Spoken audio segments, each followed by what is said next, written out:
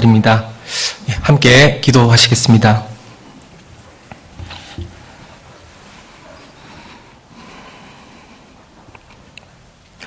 저희를 사랑하시는 거룩하시고 자비로우신 우리 아버지 하나님 감사드립니다. 우리가 죄인 되었을 때에 우리의 죄를 형벌에 두지 아니하시고 우리 영혼을 사랑해 주셔서 독생자 예수 그리스도를 이 땅에 보내주셨습니다. 그 십자가에서 모진 고통을 당하시고 모든 피를 쏟으시고 우리가 받을 심판을 대신 받으셨습니다. 죽으시고 부활하심으로 우리의 죄를 영원히 용서해 주시고 죄 없다 칭하여 주시고 하나님 자녀 삼아 주신 은혜 너무나 감사를 드립니다. 여호와께서 주신 이 은혜를 우리가 무엇으로 보답해야 할지 그 복음에 비친 마음을 가지고 항상 살아갈 수 있도록 도와주시고 인도해 주시옵소서. 우리 자신은 너무나 연약하고 나약합니다. 주님 도와주시지 않으면, 주님께서 붙잡아 주시지 않으면 우리는 언제든지 주님을 배반하고 언제든지 주님을 떠날 수밖에 없는 나약한 존재입니다.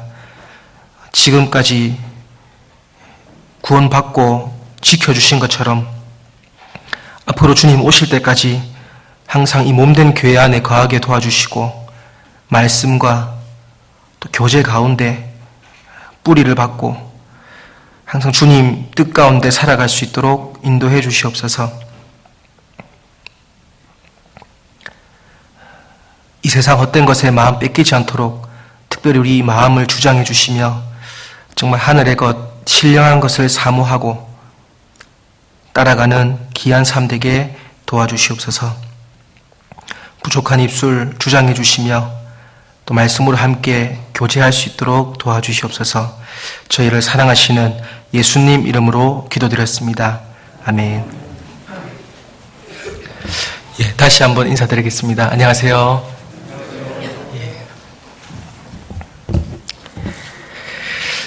저는 서울중앙교회에서 교제하고 있는 이경준 형제입니다. 장흥교회 우리 식구들은 처음 뵙습니다.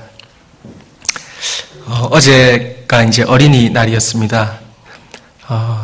그래서 긴 연휴를 맞이해서 많은 사람들이 이제 차를 타고 이동을 했습니다. 그래서 이제 서울에서 내려오는데 7시간이 조금 넘게 걸렸는데요. 모든 어린이들이 다 고속도로로 나온 것 같습니다. 그래서 오늘 비도 오고, 날씨도 이렇게, 또 형제 자매님들 또 마음을 또 이렇게 하나님 은혜로 이렇게 적셔 주는 것 같습니다. 이렇게 장흥교회 식구들 만나 뵙게 되어서, 너무나 하나님께 감사를 드립니다. 잠깐 제 소개를 좀 드리겠습니다.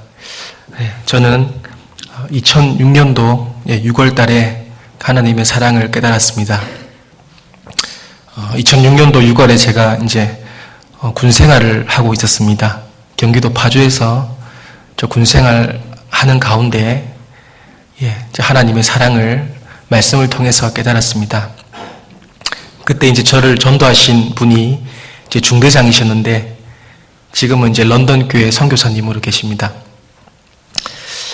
정말 인생이 공고하고 많이 힘들 때 저는 하나님을 몰랐지만 하나님께서 저를 먼저 찾아주셨습니다. 그리고 말씀으로 와주셔서 그 말씀을 깨닫게 도와주시고 하나님의 은혜를 깨달았습니다. 요즘에는 이제 많은 젊은이들이 이제 군대 가는 것을 많이 기피하지 않습니까? 군대 가면 죽으러 간다고 생각하고 이렇게 군대를 잘 안 가는데요. 저는 군대 가서 영원히 살아서 돌아왔습니다. 참 하나님의 특별한 은혜라고 생각하고 그런 환경이 아니었으면 아마 제가 구원받지 못했을 것 같다는 생각도 듭니다. 그 특별한 그 은혜를 하나님께서 허락해 주신 것 같습니다. 그리고 이제 전역하고 이제 경남 김해에서 신앙생활을 했습니다. 김해교회에서 신앙생활을 하다가 작년에 서울중앙교회로 부름을 받고 그 복음 전하는 사명을 받고 서울로 올라오게 되었습니다. 이 자리에 계신 우리 형제자매님들께서 생각나실 때마다 너무 부족한 영혼을 위해서 기도해 주시고 기도해 주셨으면 고맙겠습니다. 네, 같이 말씀 한 구절 찾겠습니다. 네, 신약 성경 누가복음 1장입니다.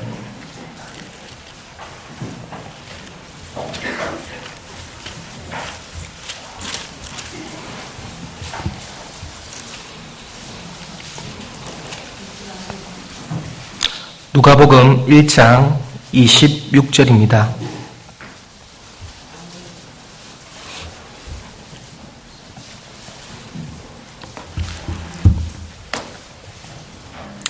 누가복음 1장 26절부터 제가 읽어드리겠습니다.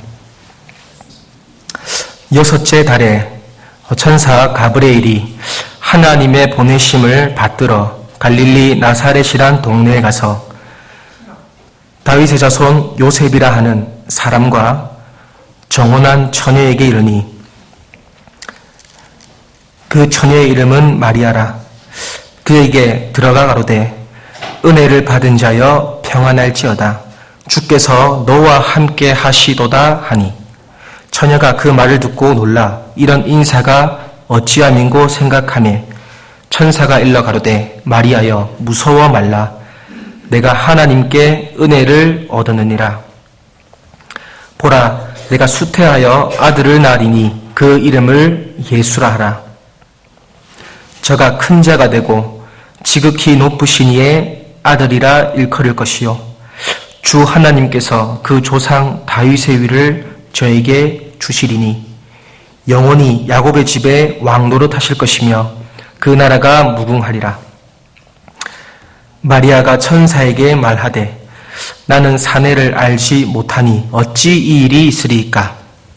천사가 대답하여 가로되 성령이 내게 임하시고 지극히 높으신 이의 능력이 너를 덮으시리니 이러므로 나실 바 거룩한 자는 하나님의 아들이라 일컬으리라. 보라 내 친족 엘리사벳도 늙어서 아들을 배었느니라. 본래 수태하지 못한다 하던 이가 이미 6달이 되었나니 대저 하나님의 모든 말씀은 능치 못하심이 없느니라. 38절 말씀은 함께 읽겠습니다. 마리아가 가로되 주의 계집종이오니 말씀대로 내게 이루어지이다 하매 천사가 떠나가니라. 오늘 믿음의 여인들 마리아라는 제목을 가지고 함께 형제 자매님들과 묵상해보고자 합니다. 신약 성경에 이제 마리아라는 이름을 가진 여인들이 총 6명 등장합니다. 그런데 그 6명의 공통적인 특징이 신앙적으로 주님을 잘 따르고 또 그 믿음이 훌륭했다라고 우리가 말씀을 통해서 배울 수 있습니다. 근데 오늘 그 6명을 다 배울 수는 없고요. 시간이 허락하는 한에 그 믿음의 여인들 마리아를 통해서 구원받은 그리스도인이 마땅히 어떤 믿음을 가져야 될지 그리고 어떻게 주님을 따라가는 삶을 살아야 할지를 교훈받았으면 좋겠습니다. 첫 번째 누가복음 1장 방금 읽었던 본문 말씀은 예수님의 모친인 마리아입니다. 1절 26절을 다시 한번 보겠습니다. 여섯째 달에 천사 가브리엘이 하나님의 보내심을 받들어 갈릴리 나사렛이란 동네에 가서 가브리엘 천사가 이제 마리아를 찾아왔습니다. 마리아를 찾아와서 하는 말이 네가 잉태하여서 이제 아들을 낳을 것이다. 그런데 그 아들이 지극히 큰 자이신 그리고 세상을 구원하실 예수님이라는 것을 말하고 있습니다. 동정녀 탄생이라고 하잖아요. 그리고 처녀 탄생이라고 하는 기독교 역사 속에서 어떻게 보면 가장 중요하고 귀중한 사건입니다. 그런데 천사가 이 말을 했을 때 이 마리아의 마음이 어땠을까 한번 생각을 해보았습니다. 두려움도 있었을 테고, 그리고 감격도 있었을 테고, 많이 떨림도 있었을 겁니다. 그런데 마리아 자신의 태를 통해서 예수님이 태어날 것이라는 것을 천사가 말을 했습니다. 그래서 마리아가 의문을 가졌죠. 어찌 저에게 이런 일이 있겠습니까? 저는 남자를 가까이 하지 않은 처녀입니다. 어떻게 제가 임신을 해서 아들을 낳을 수가 있겠습니까? 라고 이제 얘기를 했습니다. 28절 말씀을 다시 제가 읽어드리겠습니다. 28절입니다. 그에게 들어가 가로되 은혜를 받은 자여 평안할지어다 주께서 너와 함께 하시는도다 하니. 30절입니다. 천사가 일러 가로되 마리아여 무서워 말라 내가 하나님께 은혜를 얻었느니라. 여기 공통적으로 들어가는 말씀이 은혜를 얻었다, 그리고 은혜를 받았다라고 되어 있습니다. 마리아라는 여인이 특별히 그 은혜를 받을 만한 자격 있는 여자는 아니었습니다. 이 말씀을 통해서 봤을 때는 아무 자격이 없지만 하나님의 무조건적인 사랑으로 그냥 그 은혜를 거저 주었다. 그리고 은혜를 마리아는 이제 거저 얻었다라고 말하고 있습니다. 그리고 이 메시아의 모친이라는 정말 이 영광스러운 호칭을 얻을 수 있었던 이유는 무엇일까? 또 우리가 질문할 수 있을 겁니다. 이 마리아라는 여인이 평상시에 어떤 여인이었길래 천사가 이 마리아에게 찾아왔을까? 그리고 그 예수님의 모친이라는 그 엄청난 칭호를 왜 이 여자가 받았을까? 우리는 또 궁금할 수가 있습니다. 그리고 이제 하나님께로부터 은혜를 얻었다, 은혜를 받았다라는 말은 마리아는 죄가 있는 여인이라는 것이죠. 이제 잘못된 교리를 가르치는 곳에서는 이 성모 마리아를 죄 없는 여자로 가르칩니다. 그리고 이 마리아는 죄가 없고 예수님을 잉태했기 때문에 처음부터 원죄로부터 분리되었다. 전혀 죄가 없는 여인으로 그렇게 잘못 가르치는 곳이 있습니다. 그래서 성모 마리아를 이제 조각하고 이제 공경하고 숭배하는 그런 또 많은 종교들이 있습니다. 잘못된 거죠. 이게 은혜를 받았다, 은혜를 얻었다라는 말은 이 마리아도 우리와 같은 성정을 가진 사람이고 죄인으로 태어난 여인입니다. 그리고 그 죄를 용서받아야 될, 똑같이 우리와 은혜를 받아야 될 사람이라는 것을 이제 말씀해 주고 계십니다. 그래서 이 마리아라는 여인을 통해서 우리가 어떻게 그 은혜를 받아야 될지를 한번 또 생각해 봤으면 좋겠습니다. 34절을 제가 다시 읽어드리겠습니다. 34절 마리아가 천사에게 말하되 나는 사내를 알지 못하니 어찌 일이 있으리까. 36절입니다. 보라 내 친족 엘리사벳도 늙어서 아들을 배었느니라. 본래 수태하지 못한다 하던 이가 이미 6달이 되었나니 대저 하나님의 모든 말씀은 능치 못하심이 없느니라. 자, 마리아는 상식적으로 이해가 되지 않았죠. 저는 처녀입니다. 어떻게 저를 통해서 아들이 낳을 수 있습니까? 그런데 그 천사가 이제 이 세례 요한의 어머니인 이제 엘리사벳을 예시로 들고 있습니다. 이 엘리사벳도 나이가 많아서 늙어서 아들을 잉태할 수 없는 몸이었지만 성령으로 잉태되었다. 그리고 예수님을 증거하기 위해서 이 세례 요한은 6개월 먼저 예수님부터 태어났습니다. 그래서 이 엘리사벳도 늙어서 아들을 배웠다. 무엇을 걱정하느냐 그러죠. 그리고 지금 그 이미 뱃속에 그 아들이 6달이 되었다. 세례 요한을 말씀하고 있습니다. 그래서 나이 많은 엘리사벳도 성령으로 하나님의 은혜로 그 세례 요한을 가진 것처럼 마리아 너도 하나님의 능력으로 성령으로 예수님을 잉태할 것이라는 것을 이제 말씀하고 있습니다. 그래서 마리아는 하나님의 은혜를 기꺼이 받아들이죠. 우리가 다른 부분을 한번 생각해 보면 만약에 이 마리아가 그 천사의 말을 거절했으면 어떻게 됐을까요? 그 은혜를 받아들이지 않았더라면 물론 다른 여인을 통해서 하나님께서는 역사하셨을 겁니다. 그런데 이 마리아는 그 말씀이 왔을 때 자기 것으로 받아들이고 순종하는 모습을 보였습니다. 38절에 보시면요. 마리아가 가로되 주의 계집 종이오니 말씀대로 내게 이루어지이다 하매 천사가 떠나가니라. 마리아가 가로되 주의 계집 종이오니 말씀대로 내게 이루어지이다.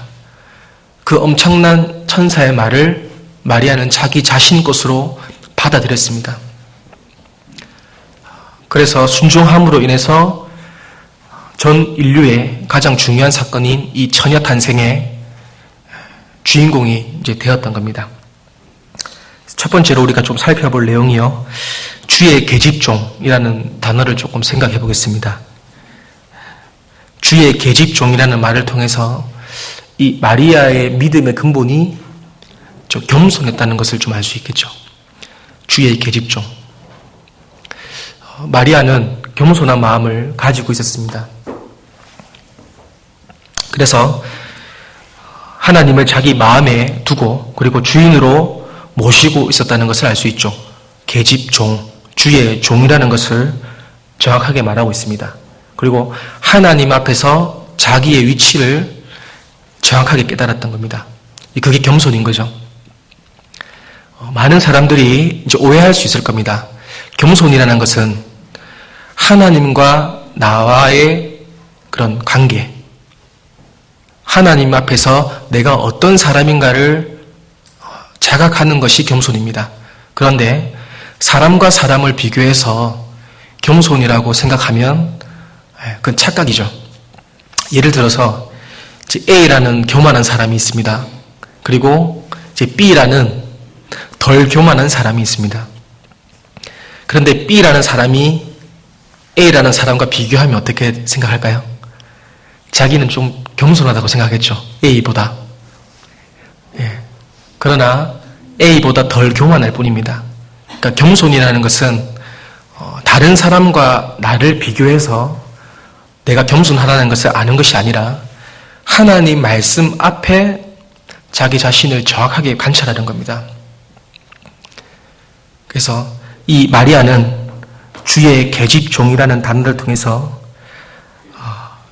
하나님 앞에 자기가 얼마나 겸손한 것이었는지를 표현하고 있습니다. 잠언 3장 34절 말씀에도 거만한 자를 비웃으시며 겸손한 자에게 은혜를 베푸신다고 말씀하셨습니다. 그러니까 예나 지금이나 항상 겸손한 사람에게 하나님 역사하신다는 것은 동일한 것 같아요. 하나님이 일하시는 방법은 항상 같으니까요. 예나 지금이나 이 겸손한 사람에게 하나님의 은혜를 주시고 겸손한 사람을 통해서 역사하신다는 것을 알 수 있습니다. 46절을 보겠습니다. 누가복음 1장 46절을 제가 읽어드리겠습니다. 마리아가 가로되 내 영혼이 주를 찬양하며 내 마음이 하나님 내 구주를 기뻐하였음은 그 계집종의 비천함을 돌아보셨습니다. 여기 마리아가 자기 자신을 그 계집종의 비천함이라고 표현했습니다. 이 구절을 통해서도 마리아가 얼마나 겸손했는지 알 수 있겠죠. 자기 자신을 정말 비천하다 라고 표현을 했습니다. 사도 바울도 굉장히 겸손한 사람이었습니다. 나는 죄인 중에 괴수다 그랬죠. 하나님 앞에 자기 자신을 정확하게 본 겁니다. 그리고 나는 모든 사도 중에 지극히 작은 자라 라고 고백했죠. 사실 육신적으로 보면 사도 바울은 조금 교만해도 되는 사람이잖아요. 많이 배운 사람입니다. 그 가말리엘 학문을 통달한 사람입니다. 다른 사도들은, 제자들은 많이 배우지도 못했고 어부 출신이었지만 이 사도 바울은 엘리트 코스를 밟은 사람이었잖아요. 육신적으로 보면 정말 어깨 펴고 교만하게 다닐 수도 있었겠지만 이 다메섹 도상에서 예수님을 만나고 구원받은 이후에는 하나님 앞에 자기 자신을 완전히 내려놓은 겁니다. 그래서 그 많은 교회들 앞에서 겸손할 수 있었던 이유는 사도 바울도 하나님 앞에서 자기 자신을 돌아봤기 때문입니다. 그래서 이 마리아도 그 계집종의 비차담, 자기 자신을 굉장히 낮추고 있습니다. 평상시에 정말 이 겸손함이 없었더라면 아마 이 천사의 말을 무시했을 수도 있겠다라는 생각도 들었습니다. 그리고 그 겸손함 할 수 있었던 원인이 무엇이었냐? 38절을 다시 보겠습니다. 마리아가 가로되 주의 계집종이오니 말씀대로 내게 이루어지이다. 여기 말씀대로 내게 이루어지이다라는 표현을 통해서 또 마리아의 그 믿음의 바탕이 말씀이었다는 것을 알 수 있죠. 마리아는 말씀을 가지고 있었던 여인입니다. 말씀을 가지고 있었기 때문에 그 천사가 그런 얘기를 했을 때 순종하고 자기 것으로 만들 수가 있었죠. 우리도 교회 가운데 봉사하다 보면 우리 형제 자매들께서 많이 경험하실 겁니다. 내 마음에 말씀이 있을 때는 이것이 하나님이 주시는 기회라는 것을 금방 알죠. 그래서 순종할 수 있습니다. 그런데 내 마음에 말씀이 없으면 어떻게 하죠? 그 기회인 줄을 모르죠. 그리고 말씀이 없기 때문에 내 생각대로 그리고 육신의 생각대로 하나님의 말씀을 불순종하는 경우도 있습니다. 그래서 나중에 되돌아보면 후회하잖아요. 그때 순종했어야 되는데. 그런데 이제 말씀이 내 마음에 있으면 이게 하나님 주신 기회구나. 그래서 이 마리아도 두렵고 떨렸겠지만 그 엄청난 천사의 메시지를 순종함으로 자기 것으로 이제 만들었습니다. 49절도 보겠습니다. 49절 능하신 이가 큰 일을 내게 행하셨으니 그 이름이 거룩하시며. 자, 능하신 이가 큰 일을, 그 메시아, 인류를 구원할 예수 그리스도가 이 세상에 오신다는 그 큰 일을 내게 행했다라고 표현하고 있습니다. 자, 이 말씀은 시편 111편 9절 말씀을 인용한 말씀입니다. 마리아는 구약 성경에 능통했던 여자입니다. 55절을 보겠습니다. 55절 말씀을 함께 읽겠습니다. 우리 조상에게 말씀하신 것과 같이 아브라함과 및 그 자손에게 영원히 하시리로다 하니라. 자, 우리 조상에게 말씀하신 것과 같이. 그러니까 마리아는 그 조상들, 선지자들이 얘기했던 구약 성경을 알고 있었다는 얘기죠. 그래서 우리가 47절부터 56절까지 우리가 마리아 찬가라고 하는 그 구절인데요. 전부 구약 성경을 인용하고 있는 내용입니다. 그러니까 마리아라는 여인은 구약 성경에 능통했고 그 말씀을 가지고 있었기 때문에 순종할 수 있었던 거죠. 보라, 처녀가 잉태하여 아들을 낳을 것이라. 그 이사야의 예언의 말씀을 이 마리아는 알고 있었습니다. 근데 그것이 자기 것이 된다고 하니까 얼마나 두려웠을까요? 그리고 얼마나 감격적이었을까? 그런 생각을 좀 해봤습니다. 사도행전 27장도 찾아보시겠습니다. 신약성경 사도행전 27장 25절.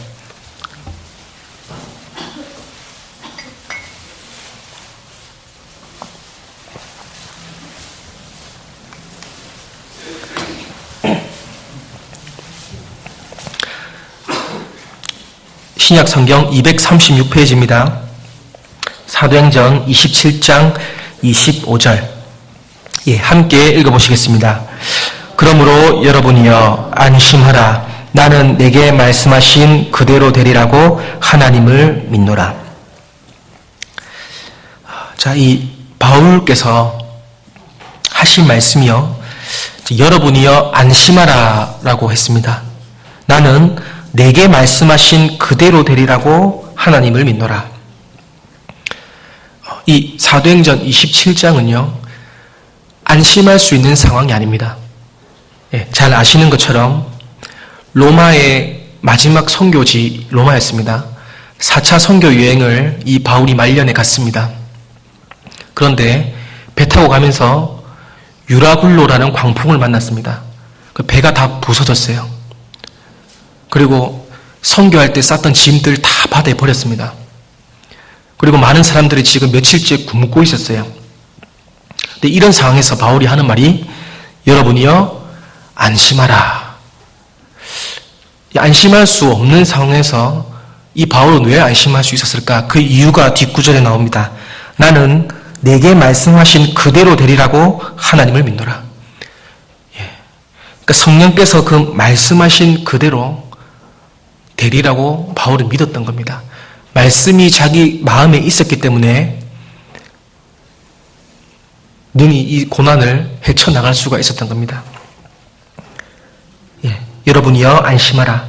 말씀하신 그대로 되리라고 하나님을 믿는다고 말씀했습니다. 시편 119편 165절에 보면요, 주의 법을 사랑하는 자에게는 큰 평안이 있으니, 그 다음에는 어떤 구절이 나오죠? 그에게는 장애물이 없으리이다. 저는 이 구절을 처음엔 이해할 수 없었습니다. 그러니까 주의 법을 사랑하는 사람이 왜 장애물이 없다고 했을까? 우리 근데 인생을 살다 보면 전부 장애물이잖아요. 장애물이 얼마나 많습니까? 인생은 고난을 위해서 났다고 했고, 또 고난받는 것이 내게 유익이라고 그랬는데, 매 순간순간이 장애물이 많은데 왜 장애물이 없다고 말씀하셨을까? 그런데요, 주의 법을 사랑하는 자, 하나님 말씀을 사모하고 말씀이 내 속에 있는 사람은 그 장애물을 능히 뛰어넘을 수 있는 힘이 있다는 겁니다. 제가 이 말씀을 경험을 했습니다. 똑같은 상황이었는데, 정말 똑같은 상황에 제가 마음이 힘들고 어려워했었는데, 하나님 말씀이 제 속에 있으니까 그 어려운 것이 어려운 게 아닌 거예요. 근데 상황은 변하지가 않았습니다. 그냥 하나님의 말씀이 내 속에 있느냐 없느냐 그 차이였을 뿐인데, 저는 그 장애물을 뛰어넘었습니다. 우리가 조모임이나 구역모임을 하다 보면 이제 형제 자매님들 간증을 통해서 정말 그 고난 가운데 힘들어하시는 분들 계시잖아요. 그런데 그것을 말씀으로 이겨내신 분은, 주의 법을 사랑해서 그 장애물을 한번 뛰어넘으신 분들은 다음에는 그걸 어려워하지 않죠. 그래서 이 하나님 말씀을 내 마음에 심는 것이 얼마나 중요한가, 신앙생활 가운데. 그것이 우리가 장애물을 바라보는 그 시야를 바꿔버리는구나 라고 생각했습니다. 똑같은 상황이지만 어떤 형제님은 대수롭지 않게 넘어가고, 똑같은 상황이지만 나는 왜 이렇게 힘들할까? 정말 우리가 말씀이 내 마음에 심겨서 그 장애물을 능히 뛰어넘을 수 있는 그런 믿음이 정말 이 바울과 마리아처럼 필요한 것 같습니다. 그래서 하나님의 말씀이 내 자신에게 이루어진다는 그 믿음, 마리아도 구약 성경에 예언된 대로 그 메시아가 나를 통해서 오신다는 그 믿음을 순종함으로 자기 것이 되었습니다. 말씀이 항상 내 마음에 있어야지만 모든 것을 좀 이겨나갈 수가 있어요. 제가 지금은 서울중앙교회에서 이제 초등부를 담당하고 있습니다. 그리고 이제 제가 지역교회에서 신앙생활 할 때는 중고등부 교사를 한 10년 정도 했는데요.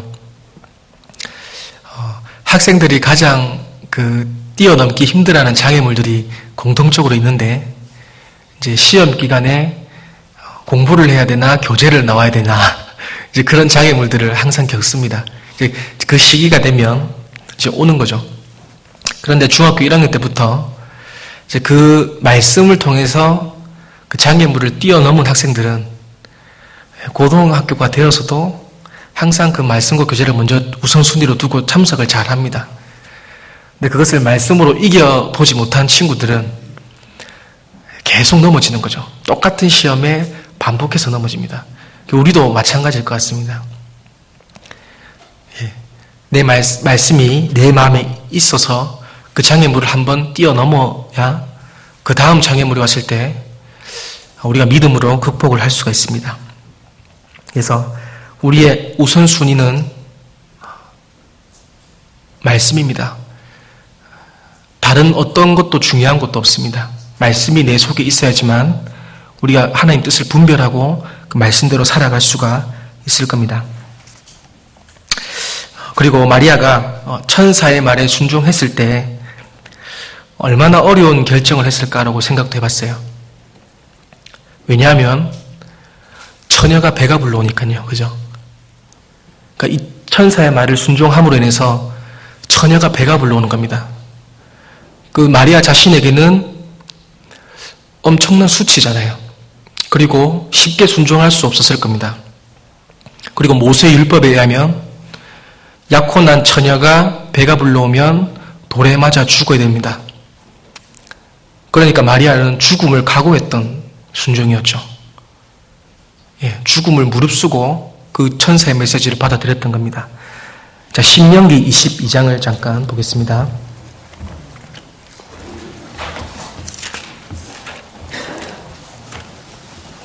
신명기 22장 23절입니다.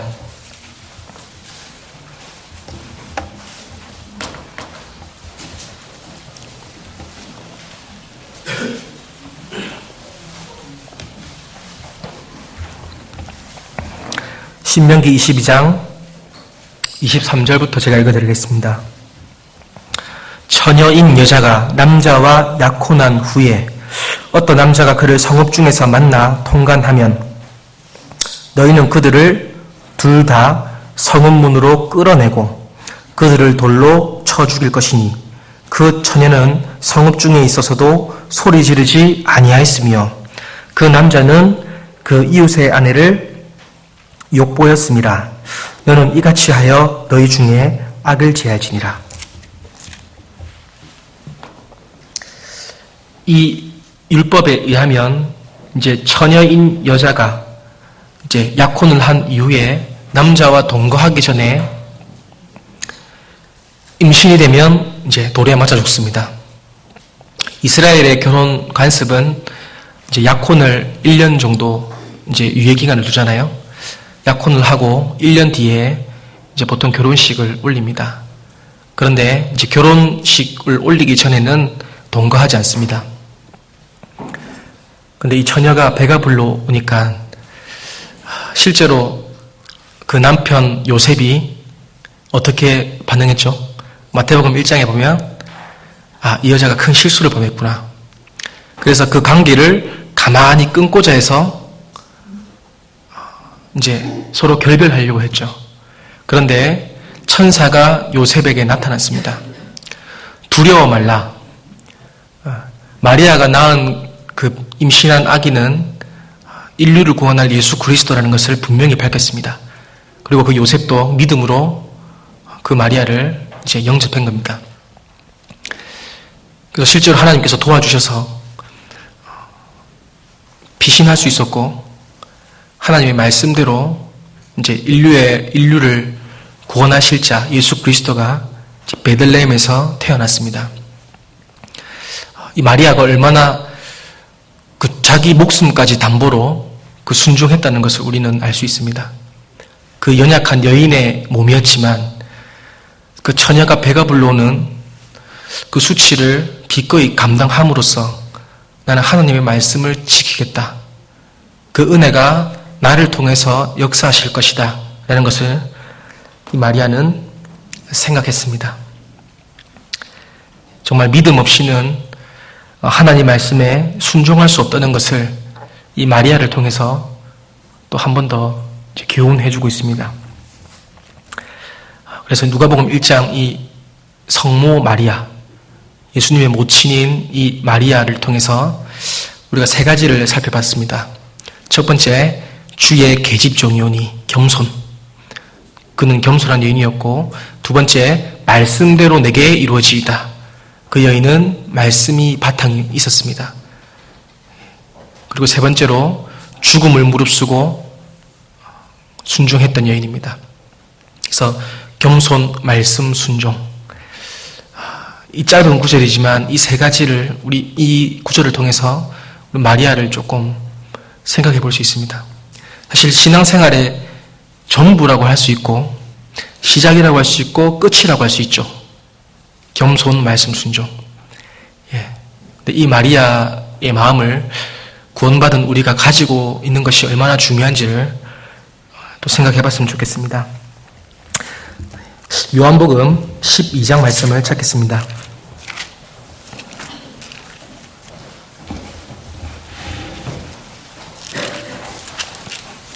요한복음 12장 1절입니다.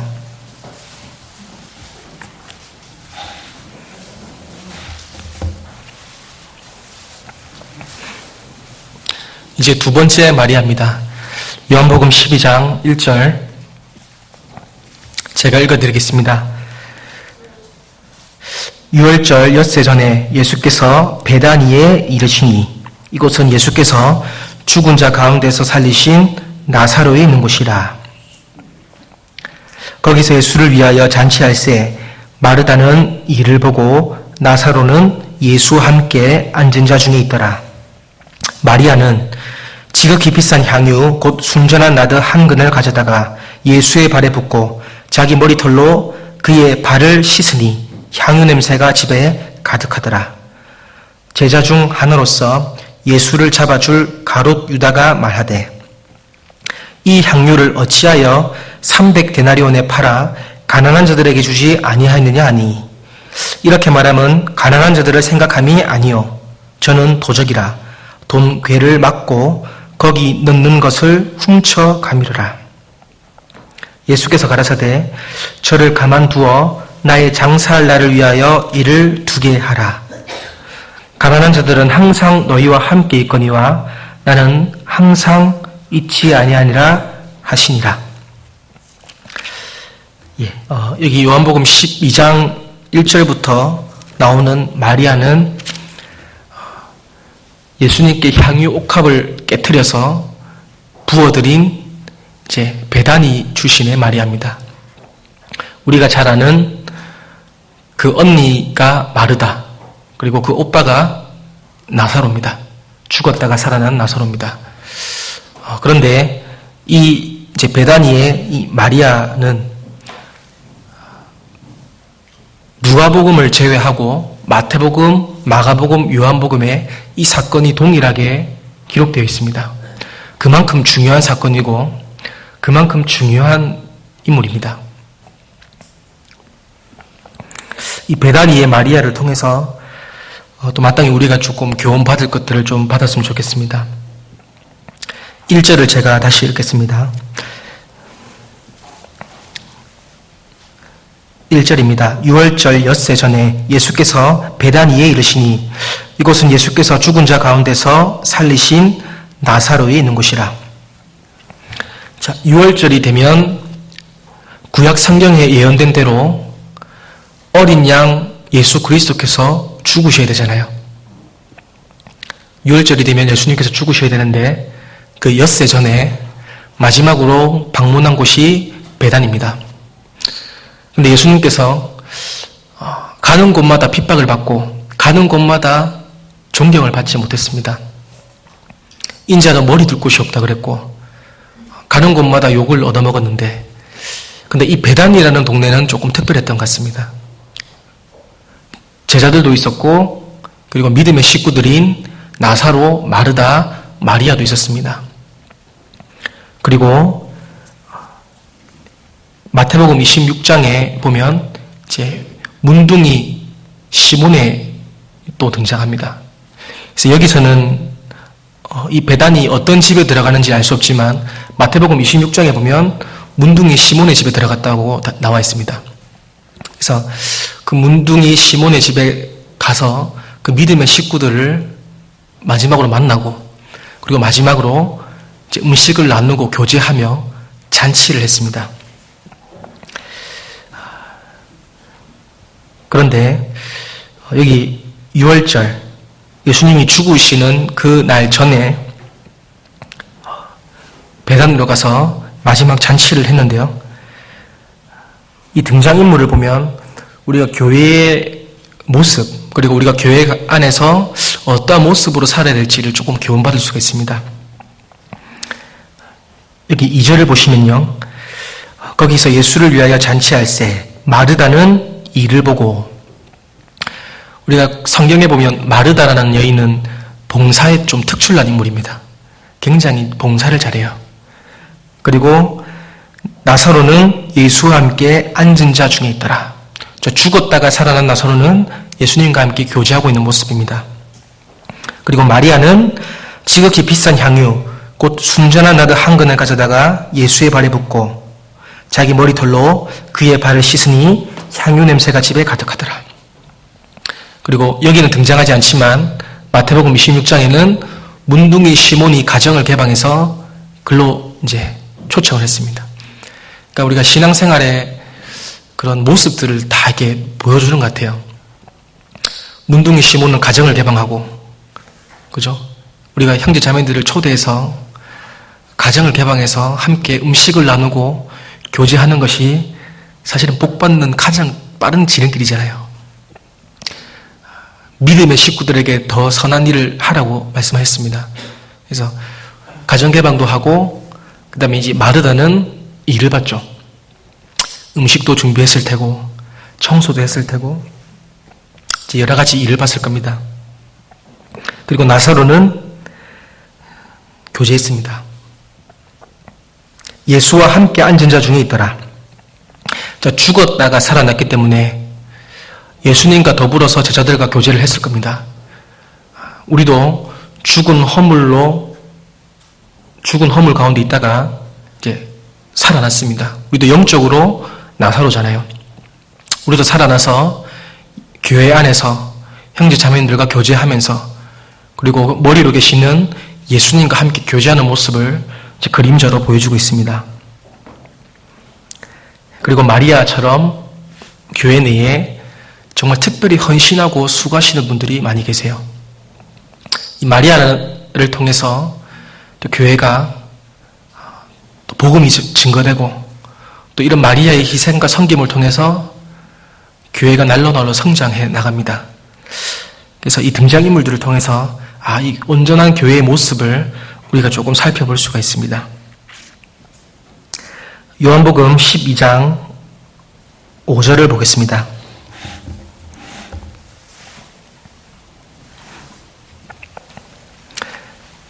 이 향유를 어찌하여 300데나리온에 팔아 가난한 자들에게 주지 아니하였느냐 하니. 저 이 말씀을 읽고 궁금했습니다. 개인적으로. 이 유다가 그 향유 값어치가 300데나리온이라는 것을 어떻게 알았을까요? 생각해 보셨어요? 저는 이 말씀을 읽고 좀 고민을 했던 것 같아요. 이 어떻게 알았을까?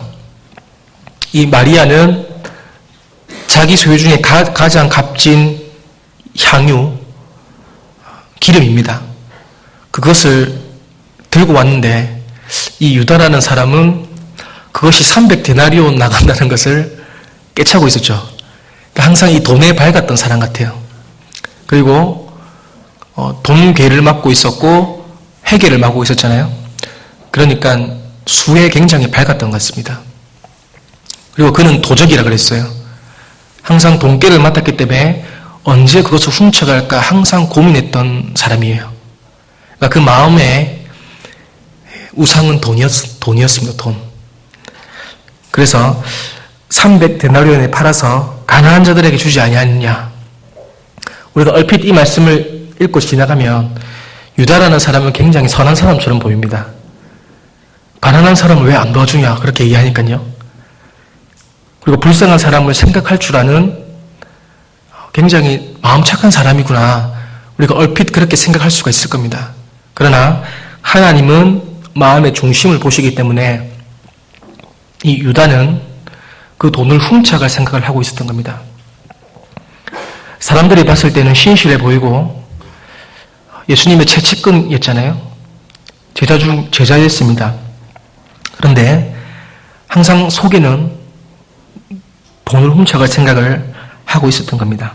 그래서 그 마음의 생각이 어떠하냐. 이 유다는 항상 돈을 생각했기 때문에 예수님을 은 30에 그냥 팔아넘겼습니다. 얼마 값어치가 안 되잖아요.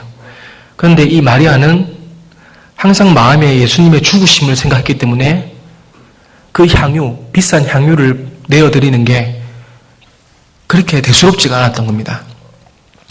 이 한 데나리온은요, 지금으로 따지면 노동자의 하루 품삯입니다. 물론 지금은 사람마다 이제 조금 다르겠지만 우리가 보통 하루 일을 하면 뭐 8만 원에서 10만 원을 받는다고 가정하면 300데나리온은 300일을 일한 값어치예요. 거의 1년 연봉이잖아요. 이 엄청난 값어치가 나갔는데 그것을 마리아는 대수롭지 않게 그냥 끼어서 예수님께 드렸습니다.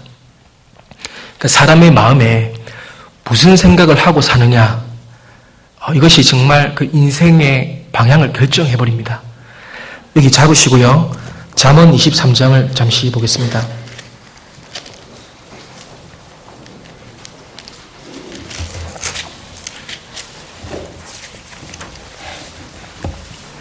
잠언 23장 7절입니다.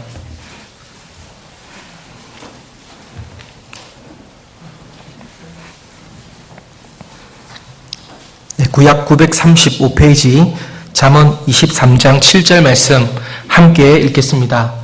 되죠? 그 마음의 생각이 어떠하면 그 위인도 그러한즉 그가 너더러 먹고 마시라 할지라도 그 마음은 너와 함께하지 아니하며.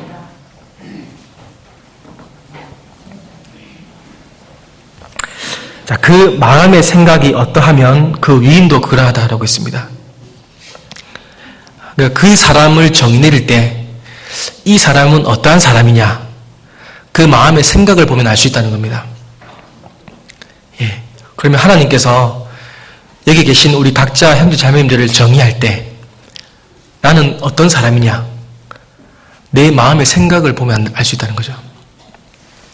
그래서 이 가롯 유다는 항상 돈을 생각했기 때문에 하나님 보실 때는 돈의 노예죠. 그러나 이 마리아는 항상 예수님 말씀을 가까이 했고, 그리고 그 말씀에 가까이 했기 때문에, 그리고 죽으심을 항상 생각했기 때문에 그는 그녀 자체로서 인격적으로 대우를 받는 겁니다. 우리도 마찬가지로 우리가 어떠한 마음의 생각을 가지고 사느냐가 나를 결정합니다. 그리고 인생을 결정하고 신앙생활의 방향을 결정합니다. 예, 그래서 육신의 생각은 사망이라 그랬죠. 영의 생각은 생명과 평안이니라. 육신에 있는 자들은 하나님을 기쁘시게 할 수 없다라고 로마서 8장에 말씀하고 있습니다. 그래서 정말 이 마음이 신앙생활과 굉장히 밀접하게 연결되어 있다는 것을 우리는 여러 구절을 통해서 볼 수가 있습니다. 마음을 새겨라. 맞죠? 그리고 말씀을 마음에 새기고, 마음을 지키고, 마음에 기록하고, 두 마음을 품지 마라. 이런 말씀들이 성경에 많이 나옵니다.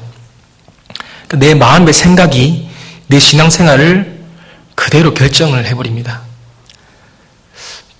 그래서 어떤 생각을 자꾸 심느냐 너무나 중요한 거죠. 그래서 말씀을 항상 배우고 가까이 하고 그것을 생각하는 사람은 하나님의 자녀라는 것을 행동으로 나타내 보일 수밖에 없는 겁니다. 그래서 우리가 정말 사모해야 될 것, 그리고 우리가 정말 가져야 될 생각은 이 땅에 썩어질 것이 아니라 하늘에 신령한 것, 정말 영원한 것을 생각해야 됩니다. 사자는 풀을 뜯지 않는다라는 말 들어보셨을 겁니다. 사자는 풀을 안 뜯죠. 우리 그리스도인이 그 풀을 바라보는 정말 이 세상 것을 그 풀처럼 여겨야 될 겁니다. 정말 우리가 어떤 마음의 생각을 가지고 사느냐, 그것이 내 신앙생활의 방향을 결정하는 겁니다. 누가복음 10장에 보면요, 마르다와 마리아가 나오는데 예수님이 그녀의 집에 왔습니다. 그런데 그 마르다와 마리아를 비교적으로 표현을 하고 있습니다. 각자의 우선순위에 따라서 일을 하고 있는데 마르다는 뭘 했죠? 봉사하고 있었어요. 그리고 마리아는 예수님 발에 바짝 엎드려서 말씀 듣고 있었잖아요. 근데 예수님께서 하시는 말씀이 마르다보다 마리아가 더 좋은 편을 택했다라고 마리아를 칭찬했습니다. 그러니까 마르다 입장에서는 기분이 좀 나빴을 수도 있어요. 왜냐하면 예수님이 집에 오셨기 때문에 청소도 해야 돼요. 그죠? 음식도 만들어야 돼요. 얼마나 바쁘겠습니까? 그런데 동생 마리아가 안 도와주는 거예요. 그래서 마르다가 얘기했잖아요. 예수님께 가서 제 동생 마리아가 저를 도와주지 않습니다. 예수님께서 좀 말씀해 주셔서 저를 좀 도와달라고 얘기 좀 해주세요 라고 얘기하니까 예수님께서 가만두어라. 그녀가 더 좋은 편을 택했다고 했습니다. 그러니까 봉사도 잘하는 일이지만 더 잘하는 일은 하나님 말씀을 가까이 하는 겁니다.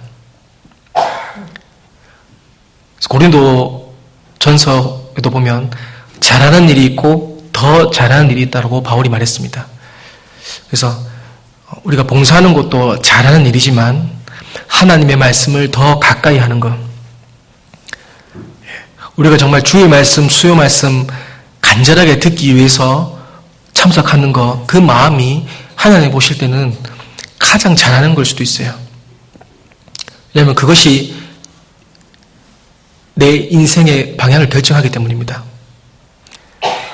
그런데 혹 말씀이 없이 이제 의무감과 책임감만으로 봉사를 하시면 결국 나중에 탈이 나게 돼 있습니다. 경험해 보셨잖아요, 그죠?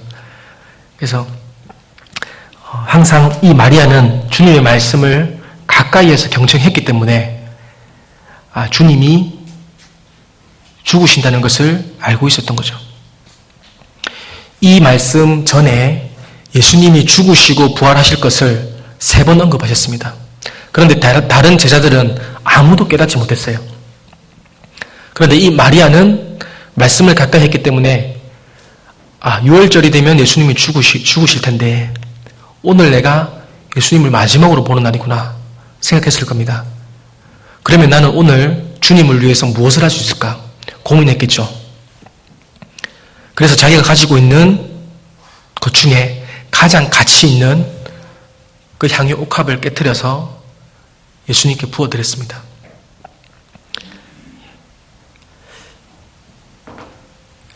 어떤 성경에는 이제 발에 부었다라고 되어 있고 어떤 성경에는 이제 머리에 부었다라고 되어 있는데 이제 이걸로 논란을 하는 분들이 있는데 이제 머리에 부어드린 것이 이제 발로 흘렀겠죠. 그리고 마리아의 머리털로 그 발을 닦았습니다. 그래서 자기의 가장 그 가치 있는 것을 헌신하고 희생함으로써 마리아는 좋은 편을 택했습니다. 누가복음 16장을 보겠습니다. 누가복음 16장 13절입니다.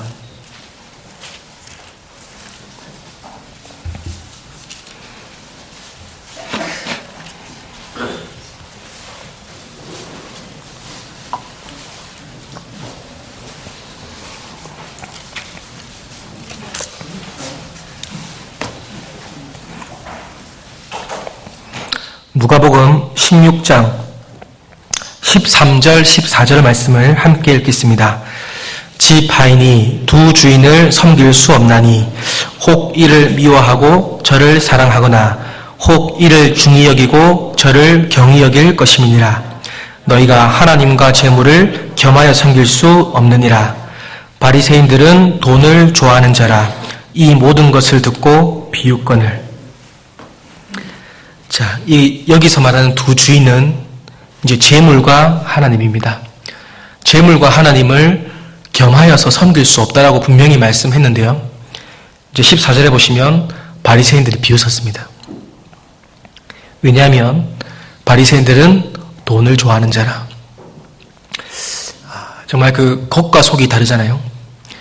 다른 사람들이 봤을 때는 이 바리새인들은 율법 박사들이고 거룩한 사람들이고 존경받는 사람들이었습니다. 금식도 하고 11조도 드리고 기도도 잘하고. 그런데 그 속은 어떻습니까? 돈의 노예인 거예요. 전혀 다른 사람입니다. 예수님의 채찍근이었던 가롯 유다. 그는 예수님 가까이서 따랐기 때문에 신실해 보였을 겁니다. 그리고 회개를 맡았기 때문에 또 좀 특출나 보였겠죠. 그런데 실상은 돈의 노예였습니다. 사람이 보는 것과 하나님이 보는 것은 전혀 다른 겁니다. 그래서 우리가 외식하는 것이 얼마나 위험한지를 예수님께서 계속 얘기하고 있잖아요. 복음서에 보면. 그래서 우리가 속으로 정말 무슨 생각을 하고 있는지 하나님 다 보시잖아요. 정말 내 마음에 무엇을 생각하고 사는지가 인생의 방향을 결정한다고 할 수 있습니다.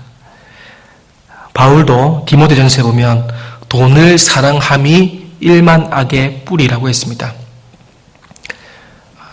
그 일만 악의 뿌리라는 것은 모든 죄악 가운데 그 근본이 돈을 사랑하는 것부터 출발한다는 겁니다.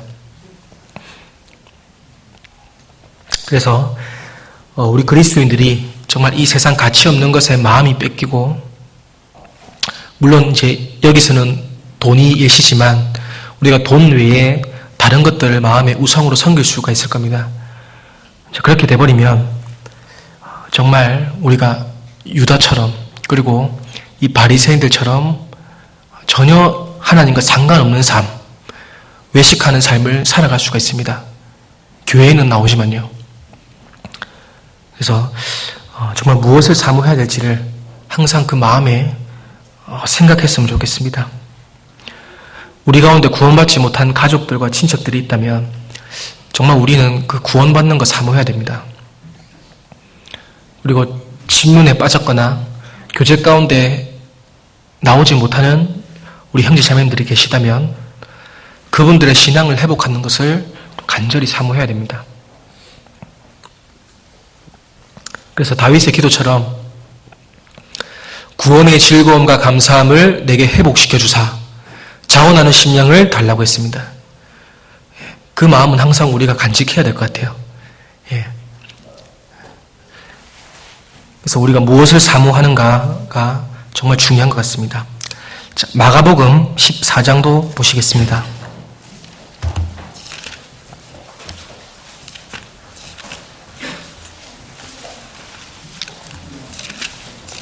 마가복음 14장 4절입니다.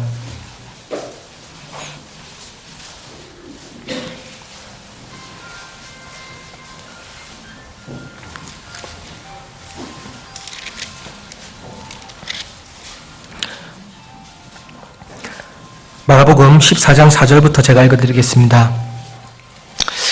어떤 사람들이 분내어 서로 말하되 무슨 의사로 이 향유를 허비하였는가? 이 향유를 300데나리온 이상에 팔아 가난한 자들에게 줄 수 있었겠도다 하며 그 여자를 책망하는지라. 여기 4절에 어떤 사람들이라고 나옵니다. 요한복음 12장에 나오는 제자들입니다. 그리고 그 여자를 책망하는지라. 이 여자가 누구죠? 마리아입니다. 예. 여기 마가복음에는 등장인물들의 이름이 언급되어 있지 않습니다. 그런데 이 제자들이 분내어서 말했다고 되어 있죠. 그리고 무슨 의사로 이 향유를 허비했냐라고 얘기했습니다. 그래서 저는 이게 분낸다는 단어와 허비라는 단어를 조금 생각을 해봤습니다. 왜 제자들이 이 사건을 허비라고 생각했을까요? 그런데 마리아 입장에서는 이것이 허비가 아니라 헌신이었습니다. 그 동일한 사건을 보고 어떤 사람들은 허비라고 생각하고 어떤 사람들은 헌신이라고 생각합니다. 여러분은 어떻습니까? 우리도 제자들처럼 혹 그렇게 생각할 수도 있습니다. 이 향유를 깨어서 예수님께 드리는 것이 아깝다고 생각할 수도 있고 마음에 들지 않을 수도 있습니다. 그런데 이 사건은 분명히 헌신입니다. 허비가 아니죠. 그런데 동일한 사건을 보고 왜 이렇게 다를까? 정말 우리 그 믿음의 눈, 우리가 마음의 생각을 어떻게 하느냐가 정말 이 신앙의 방향을 결정해버리는 겁니다. 그리고 여기 계신 분들이 이 사건을 허비라고 생각하면 또 우리 자녀들에게도 그런 신앙적 교육을 할 수밖에 없겠죠. 이 사건을 정말 헌신이고 우리가 교훈받고 희생해하면서 살아야 되겠다라는 마음을 가지면 우리 자녀들도 그것을 그대로 보고 배울 겁니다. 그래서 정말 나를 위해서 죽어주신 예수님을 위해 내 자신을 조금 내어드리는 것은 결코 허비가 아니죠. 당연한 겁니다.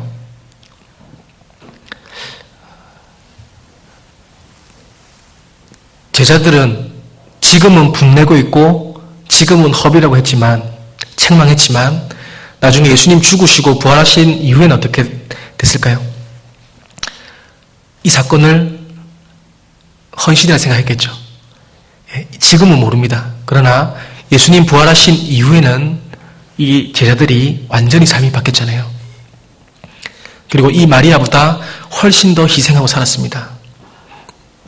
자기 목숨을 죽는 데까지 내어드렸습니다. 그래서 무엇을 생각하느냐? 나는 허비라고 생각하느냐? 헌신이라고 생각하느냐? 헌신으로 생각하고 우리 마음을 다져야 됩니다. 제가 7절 말씀을 읽어드리겠습니다.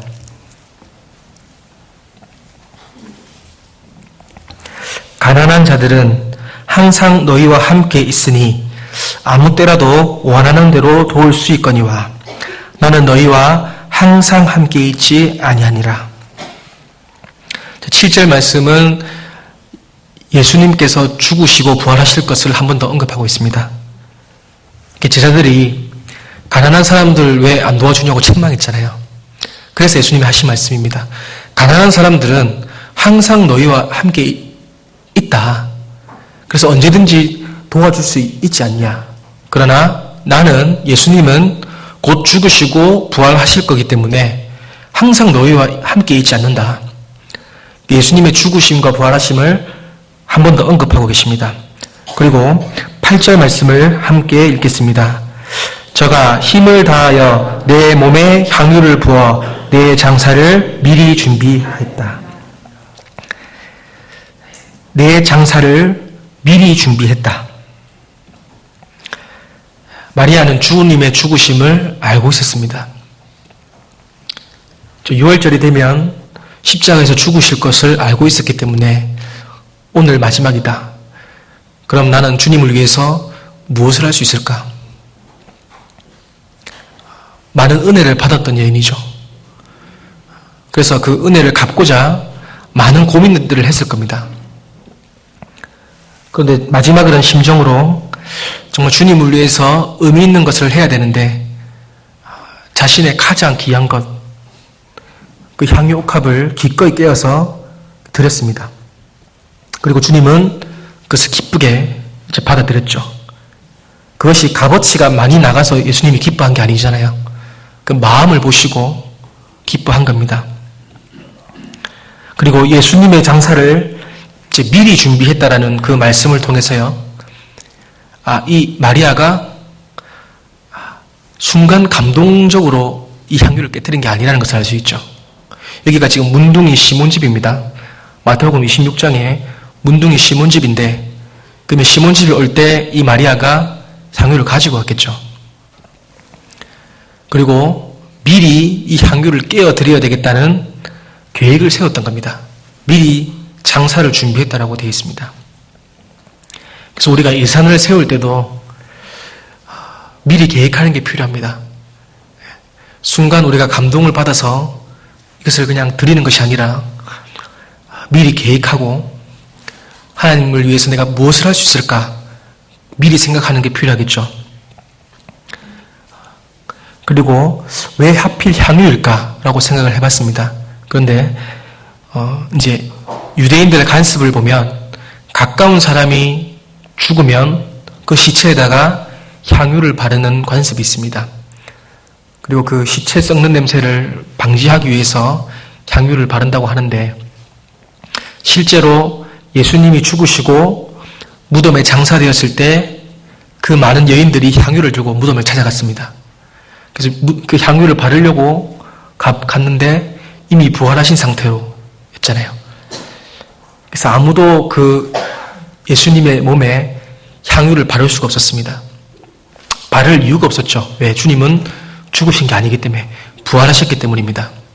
그런데 이 마리아는 유일하게 예수님 살아계실 때 그 몸에 향유를 부었던 여인인 거예요. 그러니까 그녀의 믿음이 얼마나 대단한 겁니까?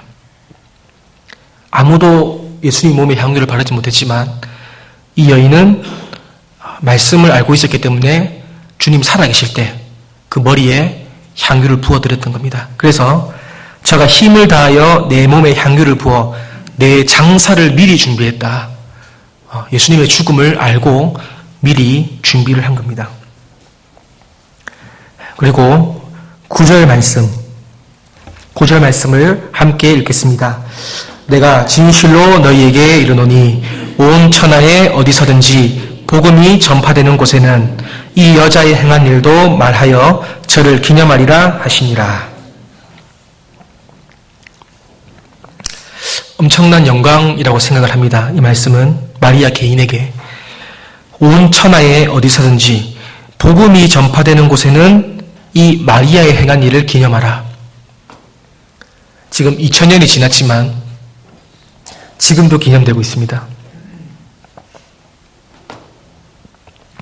마리아는 천국 가면 상급이 엄청날 것 같아요. 복음이 증거되는 곳마다 이 여인이 언급되기 때문에 지금 2000년이 지난 우리에게도 이 사건이 언급되고 있잖아요.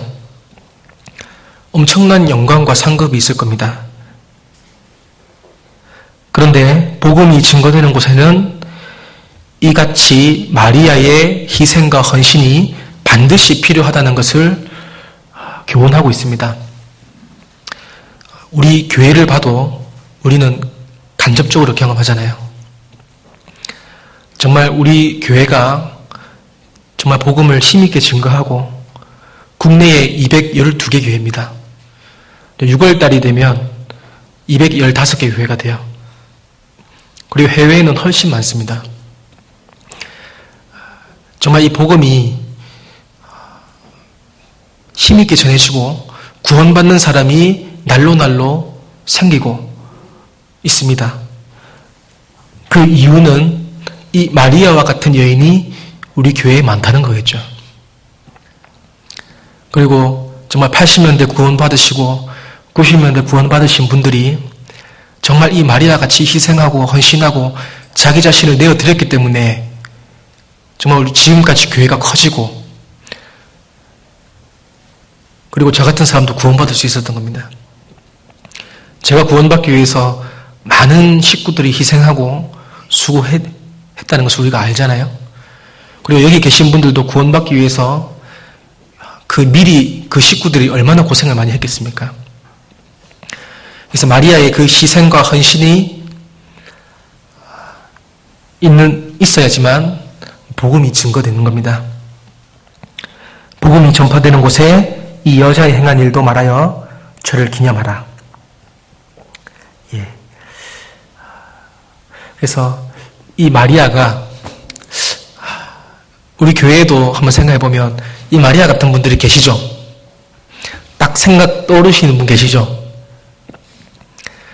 그런데 옆에 있는 사람 생각하지 마시고 이 마리아는 내가 해야 되겠다.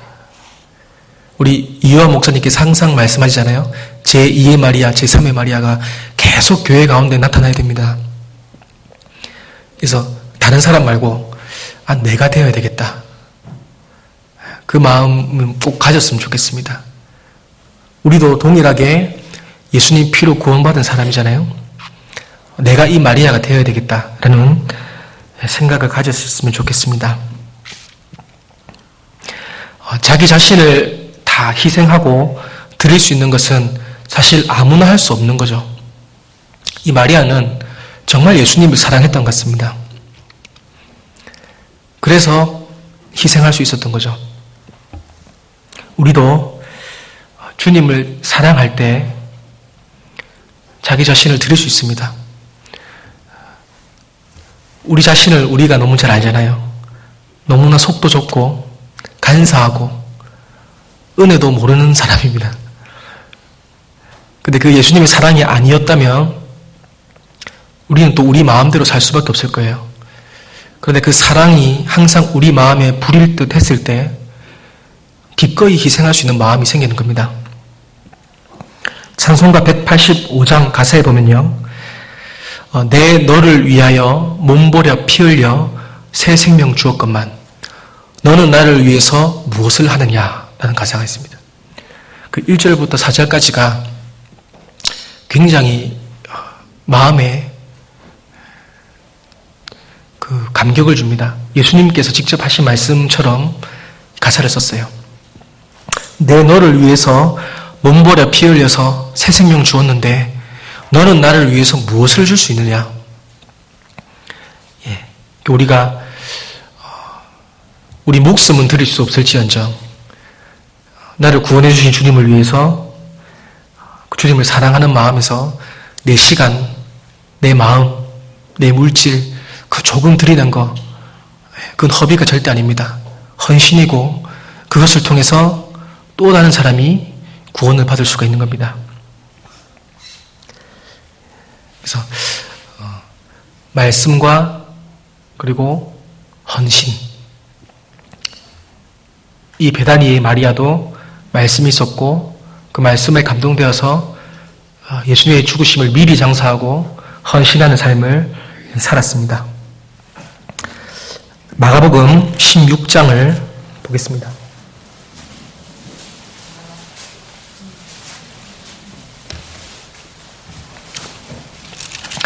마가복음 16장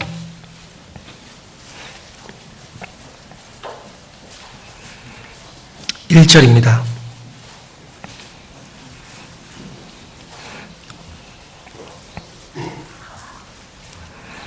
세 번째 마리아인 막달라 마리아입니다.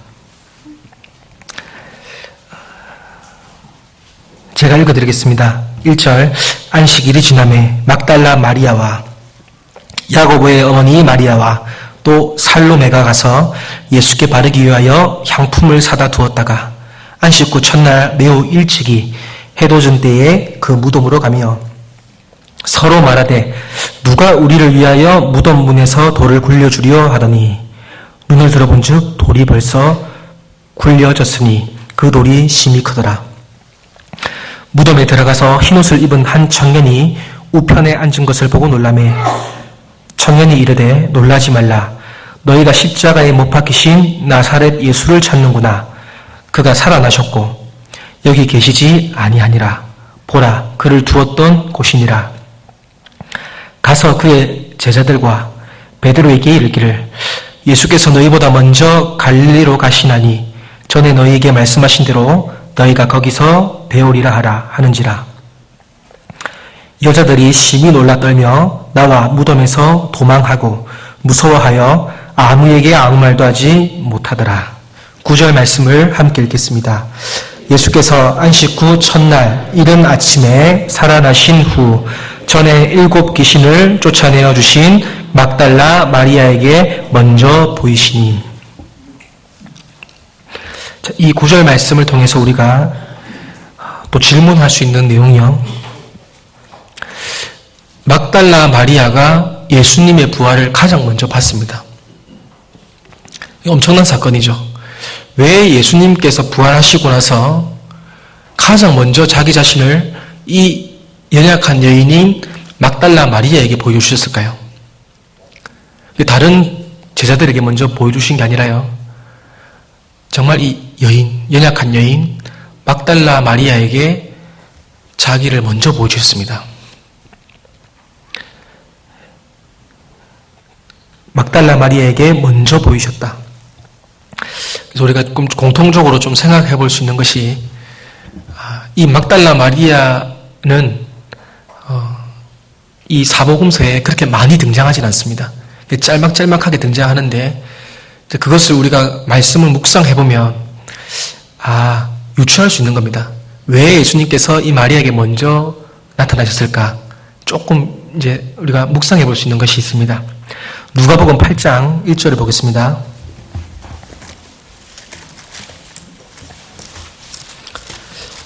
누가복음 8장 1절.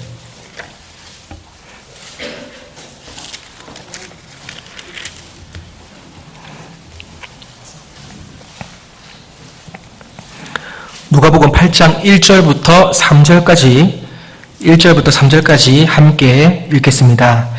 이후에 예수께서 각 성과 촌에 두루 다니시며 하나님의 나라를 반포하시며 그 복음을 전하실세 악기를 쫓아내심과 병 고침을 받은 어떤 여자들 곧 7 귀신이 나간 자 막달라인이라는 마리아와 또 헤롯의 청지기 구사의 아내 요한나와 또 수산나와 다른 여러 여자가 함께하여 자기들의 소유로 저희를 섬기더라. 여기 이제 막달라 마리아를 처음 등장하고 있습니다. 특징이 있죠. 7 귀신 들렸던 여자입니다. 굉장히 심각한 병에 걸려 있었고 정말 그 인생에 많은 어려움들이 있었던 여인으로 보입니다. 그런데 예수님을 만나서 그 7 귀신이 다 나가고 이제 병고침을 받고 구원을 받고 나서 예수님을 따라다니기 시작했습니다. 여기 막달라인이라는 여러 마리아와 구분을 짓기 위해서 그 출신 지역을 이제 붙였습니다. 그런데 예수님만 따라다닌 것이 아니라 12 제자들도 같이 섬겼죠. 3절 마지막 절에 보시면 자기들의 소유로 저희를 섬기더라. 물론 그녀들이 부자는 아니었을 겁니다, 분명히. 그런데 자기가 가지고 있는 그 자그마한 소유로 예수님과 제자들이 복음 전하러 갈 때 조금씩 도왔겠죠. 그러니까 첫 번째 이 막달라 마리아가 7 귀신 들렸던 여자고 병고침 받고 나서 예수님과 제자들을 따라다니면서 섬겼던 여인이구나. 우리가 첫 번째로 알 수가 있습니다. 그리고 요한복음 19장도 잠깐 보겠습니다.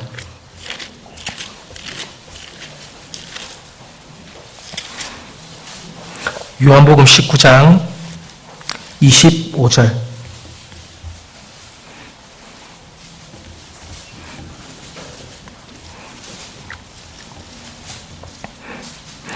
요한복음 19장 25절. 함께 읽어보시겠습니다. 예수의 십자가 곁에는 그 모친과 이모와 글로바의 아내 마리아와 막달라 마리아가 섰는지라. 예수님께서 죽으실 때도 여기 누가 있었죠? 막달라 마리아가 있었습니다. 여기 마리아라는 여인이 많이 등장하죠. 아까 봤던 우리가 모친 마리아도 여기 등장합니다. 그리고 이모, 아까 읽었던 살로메입니다. 그리고 글로바의 아내 마리아. 글로바는 누가복음 마지막 장에 그 엠마오로 내려가는 두 제자가 있잖아요. 거기서 그 첫 남자가 이제 글로바입니다. 그 글로바의 아내 마리아와 그리고 막달라 마리아. 그러니까 이 마리아는 이제 갈릴리에서부터 예루살렘까지 계속 따라다녔습니다. 그 예수님이 기적과 이적을 행하실 때뿐만 아니라 예수님이 죽으셨을 때도 십자가 밑에까지 갔습니다. 다른 남자 제자들은 다 도망갔잖아요. 그런데 이 마리아는 주님이 죽는 그곳까지 따라갔습니다. 이것을 통해서 그 참된 제자의 모습이 정말 언제든지 주님을 따라간다는 것을 우리는 좀 교훈받을 수 있습니다. 우리가 기쁠 때나 슬플 때나 주님을 따라가는 것이 아니라 정말 힘들고 어려울 때도 주님을 따라가야 됩니다. 허다한 무리가 있고 예수님의 제자가 있습니다. 그 허다한 무리라는 말은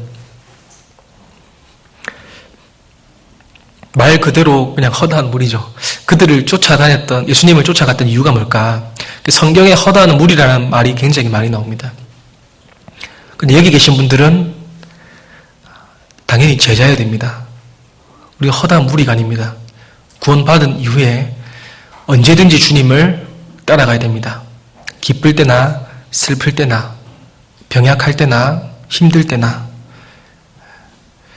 그래서 정말 우리 삶에 어려움과 핍박이 오더라도 십자가 밑에까지 따라가는 이 마리아를 우리가 교훈받을 수 있습니다. 그래서 무덤에 이제 십자가에서 죽으실 때도 그 곁에 있었고, 그리고 무덤에 장사될 때도 따라갔습니다. 자, 말씀 한 구절 찾겠습니다. 마태복음 27장. 마태복음 27장입니다.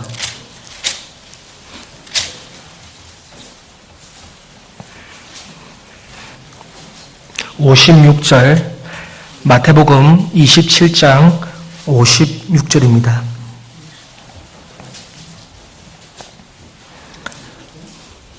마태복음 27장 56절을 제가 읽어드리겠습니다. 그 중에 막달라 마리아와 또 야고보와 요셉의 어머니 마리아와 또 세베대의 아들들의 어머니도 있더라. 저물었을 때에 아리마대 부자 요셉이라 하는 사람이 왔으니 그도 예수의 제자라. 빌라도에게 가서 예수의 시체를 달라 하니 이에 빌라도가 내어주라 분부하거늘 요셉이 시체를 가져다가 정한 세마포로 싸서 바위 속에 판 자기 새 무덤에 넣어두고 큰 돌을 굴려 무덤 문에 놓고 가니 거기 막달라 마리아와 다른 마리아가 무덤을 향하여 앉았더라. 자, 여기 예수님께서 죽으시고 그 시체를 이제 부자인 아리마대 요셉이 취했습니다. 그리고 그 자기 새 무덤에, 요셉 무덤에 예수님의 시신을 두었는데요. 그 이사야 53장의 말씀을 그대로 이제 실현된 장면입니다. 그래서 그 묘실이 부자와 함께 되었도다라는 그 이사야 53장 말씀처럼 아리마대 요셉에게 그 무덤에 장사되었습니다. 그런데 그때 장사될 때에도 무덤에 누가 있었습니까? 막달라 마리아도 있었습니다. 죽으셨을 때뿐만 아니라 무덤에 장사되었을 때까지도 그녀는 따라갔습니다. 그리고 우리가 처음 읽었던 마가복음 16장에 보면 그 부활 후 안식 후 첫날 해 도진 때에 또 무덤에 향유를 바르러 갔잖아요. 무덤에 죽으시고 무덤에 장사되었을 때뿐만 아니라 이제 부활하신 아침에도 가장 먼저 이 마리아는 예수님의 무덤을 향해서 갔습니다. 그래서 정리를 해보면 주님을 가까이 따르는 자는 자기 자신을 나타내 보인다. 예수님이 누구랑 가까이 할까? 좀 이게 교훈을 받았습니다. 이 마리아처럼 예수님을 항상 따라다니고 가까이 했던 자. 그래서 예수님께서 부활하시고 이 마리아에게 보여주셨던 게 아닌가. 야고보서 4장 8절에도 하나님을 가까이 하라. 그리하면 너희를 가까이 하시리라고 말씀하셨습니다. 시편 말씀에도 간구하는 자에게 가까이 하신다고 말씀하셨습니다. 그래서 이 마리아는 다른 어떤 사람들보다 특별하게 주님을 사랑하고 사모했고 항상 가까이 따라다녔기 때문에 그 부활하신 주님을 처음 본 게 아닐까. 예수님께서 특별한 은혜를 주셨다라고 생각이 들었습니다. 지금 이것을 우리에게 교훈을 받으면, 신약시대 우리에게 교훈을 받으면 주님을 가까이 따른다는 것이 무엇일까요? 말씀이 육신이 되신 예수 그리스도. 우리가 주님을 가까이 한다는 것은 말씀을 가까이 하는 겁니다. 그리고 교회의 머리로 계신 예수 그리스도. 이 거듭난 무리 가운데 가까이 하는 것이 예수님을 가까이 하는 겁니다. 고린도후서 6장을 보겠습니다.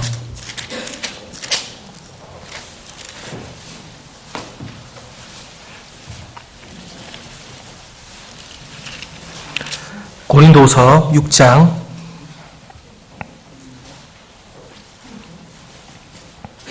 16절입니다.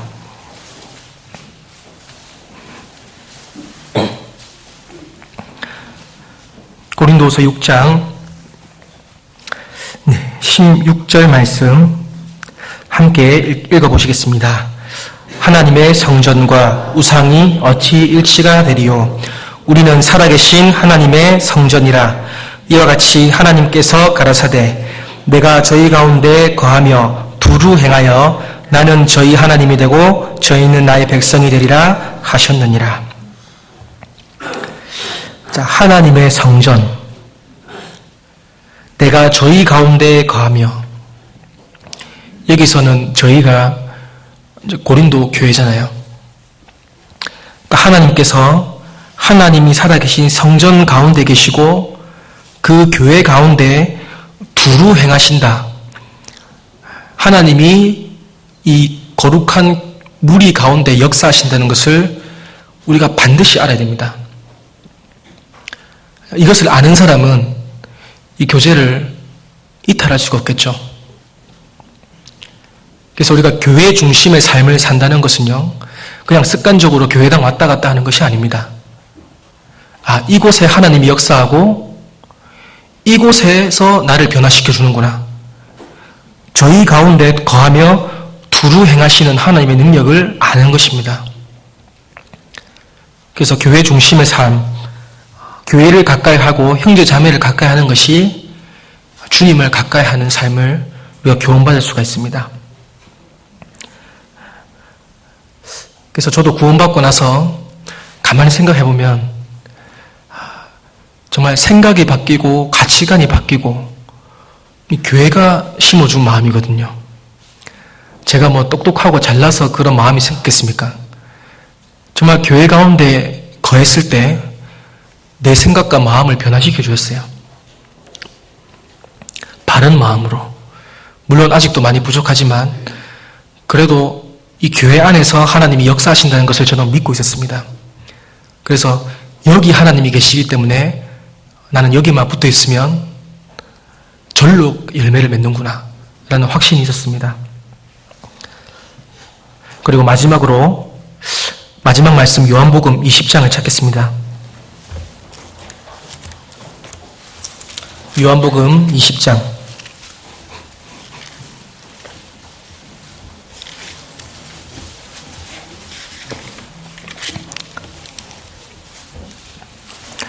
요한복음 20장 10절입니다.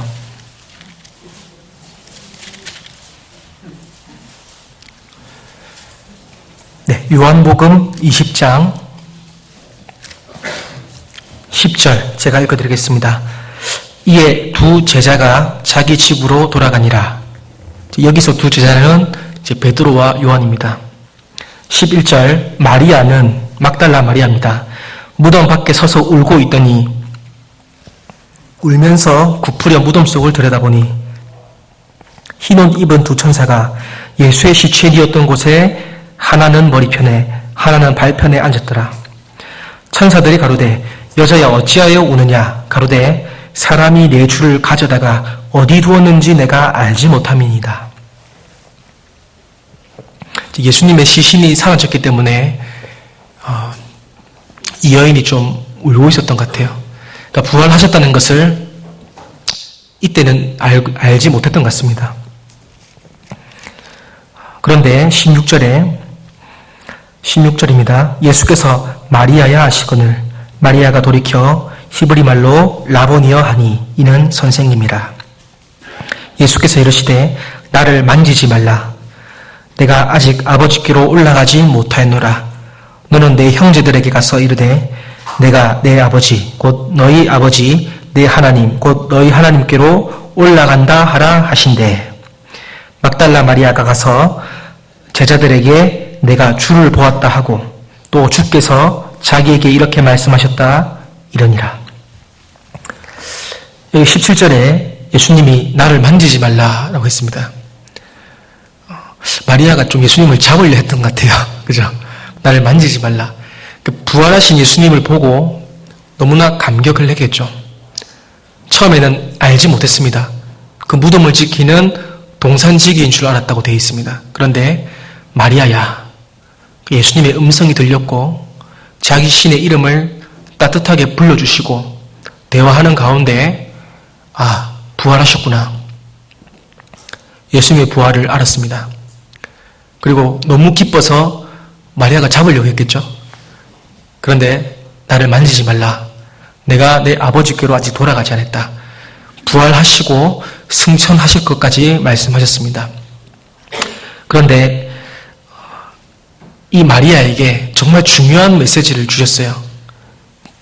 제자들에게 가서 나를 본 것과 그리고 내 아버지께로 내가 승천할 것이라는 것을 전달하라고 했습니다. 이거 중요한 메시지잖아요. 남자 제자들도 아닌데 이 연약한 여인에게 이것을 맡기셨어요. 근데 실제로 이 마리아가 허겁지겁 제자들에게 뛰어가서 나가 예수님을 봤다라고 말했는데 아무도 안 믿었습니다. 그래서 주님을 사랑하고 주님을 가까이 하는 자에게 이 복음을 맡기는 거구나라고 교훈을 받았습니다. 복음이 뭡니까? 좋은 소식이잖아요. 예수님의 죽으심과 부활하심이 복음입니다. 그래서 이 부활과 승천을 이 마리아가 받아서 전달했던 것처럼 우리도 그 구원받고 그 복음을 다른 사람에게 전달할 수 있습니다. 그런데 전달하는 것이 정말 쉽지가 않습니다. 전도하면서 많이 울어도 보셨을 테고 많이 실패도 하셨을 겁니다. 정말 아무나 전하는 것은 아닌 것 같습니다. 하나님 말씀을 가까이 하고 그 주님을 사랑하는 자, 주님을 가까이 했던 자가 이 말씀의 사명을 받고 그리고 이 말씀을 전할 수 있는 거구나. 정말 주님의 뜻도 모르고 육신 가운데 살면서 내 생각대로 살면 이 복음을 어떻게 증거할 수 있겠습니까? 그래서 예수님을 가까이 따랐던 이 막달라 마리아에게 맡기신 것처럼 우리도 구원을 받고 나서 이 복음을 맡은 자가 되었습니다. 그래서 너무나 힘들고 어렵지만 그래도 목소리가 나오는 한 이 복음을 증거해야 되겠습니다. 듣든지 아니 듣든지 우리가 할 수 있는 것은 그냥 와 보라. 한번 들어보자. 다음 주부터 낫집회가 있잖아요. 식구들께서 같이 기도하시고 마음을 합해서 그 주위에 정말 이뤄진 영혼들에게 그냥 와보라, 와서 식사하시라 이렇게 하면 그래도 그 마음을 하나님께서 열어주시지 않을까, 그런 생각을 했습니다. 그래서 3명의 마리아를 좀 짧은 시간 안에 살펴봤습니다. 공통적으로 들어가는 교훈이 말씀이라는 것을 아시겠죠? 그리고 겸손함, 헌신, 순종, 교제, 이런 것들이 다 이렇게 우리가 신앙생활에 있어서 필수적인 것들이 이 믿음의 여인들 마리아를 통해서 우리가 교훈 받을 수 있었습니다. 같이 기도하고 마치겠습니다.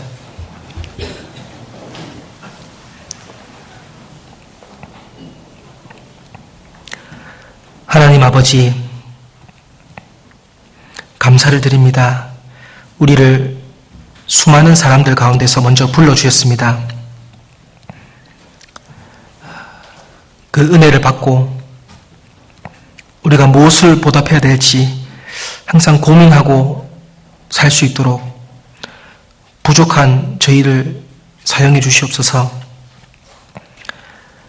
우리 장흥교회 식구들 더욱 주 안에서 영육 간에 강건할 수 있도록 도와주시고, 주님 오실 때까지 이 몸된 무리를 떠나지 않도록 특별히 보호하시고, 항상 말씀과 교제로 양육되어지고 우리가 바른 마음과 그 바른 마음의 생각을 가지고 살 수 있도록 인도해 주시옵소서. 5월 14일부터 또 낮 전도 집회가 또 조다로 목사님 모시고 준비되어 있습니다. 말씀을 증거하시는 목사님 입술에 지혜와 능력을 주시고 하나님의 바른 말씀만 증거할 수 있도록 도와주시옵소서. 그리고 많은 분들이 참석해서 밭가리가 되고 정말 구원받고 우리와 같은 소망을 가질 수 있는 그런 역사가 나타날 수 있도록 도와주시옵소서. 그리고 우리 몽골 선교길에 계시는 우리 홍정원 목사님 또 오고 가는 발걸음 지켜주시고 무사히 도착하실 수 있도록 함께 기도합니다. 주님 오실 때까지 더욱 우리가 이 세상 헛된 것에 마음 뺏기지 않고 주님 신뢰한 것을 사모하며 살아갈 수 있도록 지켜주시고 인도해 주시옵소서. 함께 계신 주님께 감사드리며 예수님 이름으로 기도드렸습니다. 아멘.